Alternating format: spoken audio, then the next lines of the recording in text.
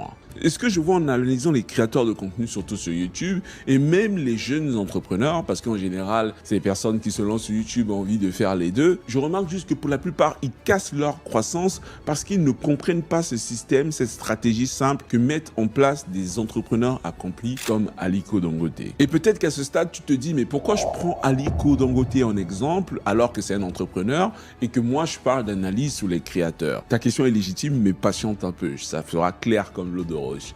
Dangote a changé de niche 4 fois dans sa vie.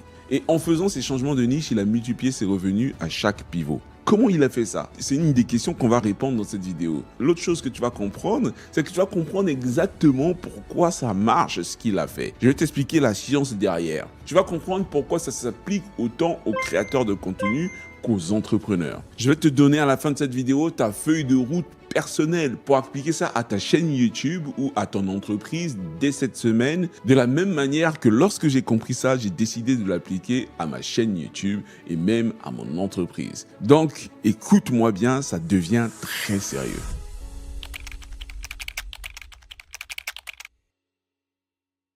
En 1977, Dangote a 20 ans. Il regarde son pays, le Nigeria, et il voit le problème. Les entreprises importent 80% des matières premières et il pense juste une chose. Il se dit, attendez, je peux fabriquer tout ce qui est importé là localement, on est d'accord. Et c'est comme ça que Dangote va aller en France suivre une formation en ingénierie. Il va revenir au Nigeria et en 1981, il va démarrer sa première affaire, à savoir la distribution de sucre. C'est pas un business sexy.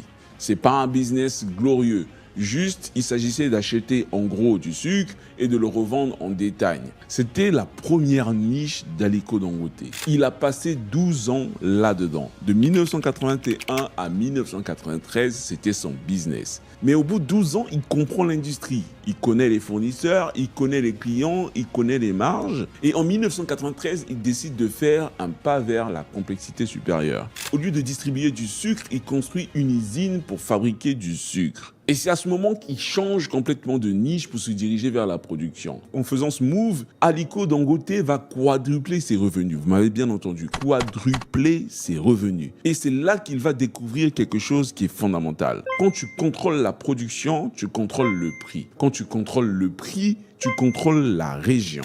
Ensuite, il va rester dans la production de sucre pendant 10 ans, mais l'argent qu'il fait, il ne l'enfouit pas dans le sol. Il ne va pas le thésauriser à la banque, non. Il regarde ses voisins et il voit que chaque pays d'Afrique de l'Ouest importe son ciment de Turquie et du Vietnam à des prix de fou. Là, il se dit, mais en fait, c'est le même jeu, même taille, c'est juste un nouveau marché. C'est comme ça qu'Aliko Dangote va se lancer dans une nouvelle niche, celle du ciment en 2002. Bon, je parle de niche, mais vous pouvez interpréter ça comme étant un marché. Mais je veux vraiment qu'on garde cette notion de niche, vous allez comprendre pourquoi ça s'applique à YouTube. Donc, pour revenir à l'histoire, il va décider de construire Dangote Cement à ce moment-là. Et aujourd'hui, Dangote Cement génère 80% de ses revenus totaux. Mais ce qui est fou, c'est que il ne va pas s'arrêter là. En 2010, il va regarder l'énergie.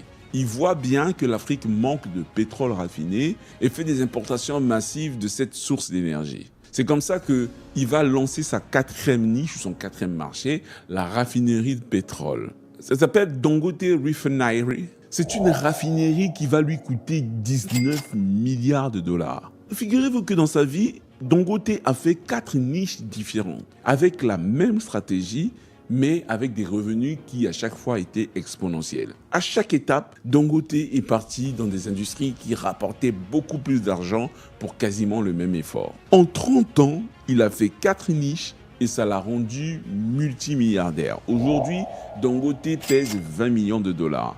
Maintenant, à ce stade, j'imagine que vous vous demandez, mais pourquoi il change de niche comme ça? Pourquoi il ne reste pas dans le sucre dès le départ? Et pourquoi il n'a pas fait toute sa carrière d'entrepreneur dans le sucre? La réponse courte que je vais te donner, c'est parce que chaque marché a un plafond et ça, personne ne te le dit. Maintenant que tu as compris la réponse courte, passons à la réponse longue, mieux détaillée, et c'est une réponse qui est clé. Là, j'ai besoin de toute ton attention. Ce que Aliko Dangote a compris, c'est une loi invisible. Et c'est exactement cette loi que les créateurs appliquent sans même le savoir. Et je vous montre.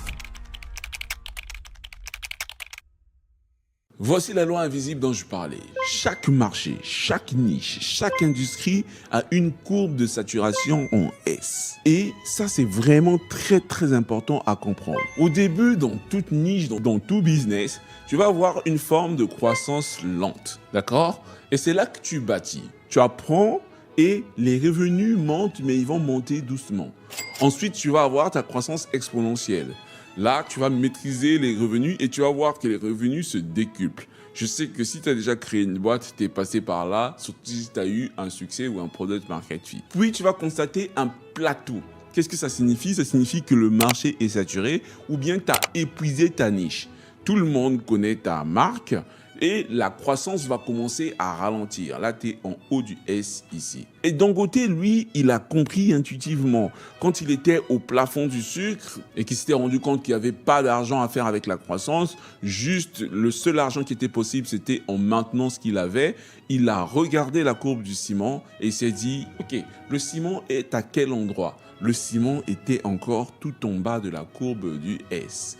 Et il a perçu la croissance exponentielle assurée parce que le marché était là. Et c'est pour cela qu'il a transféré ses compétences, son capital, son réseau vers le ciment pour aller profiter de la courbe de croissance. D'accord? Quand il a fait ça, la même croissance de revenus s'est produite que celle qu'il avait